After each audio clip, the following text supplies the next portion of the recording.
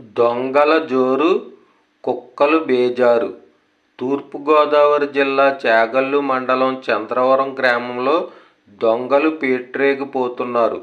నిన్న రాత్రి ఎస్సీపేటలో ఒకరి ఇంటి ఆవరణలో పార్కింగ్ చేసిన బైకును పట్టుకుపోయారు.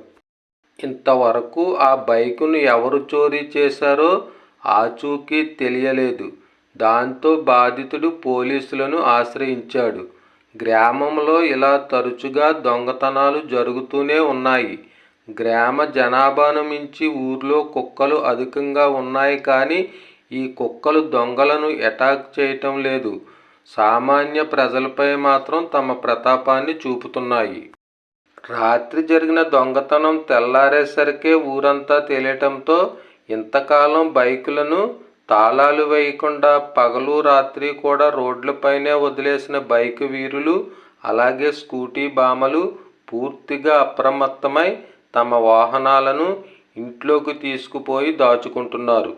మరొక బ్రేకింగ్ న్యూస్ కూడా మనకు అందుతూ ఉంది. చంద్రవరం నుండి వాడపల్లి వెళ్లే రోడ్లో రాత్రిపూట మందుబాబుల సిట్టింగ్స్ ఎక్కువైపోయాయి.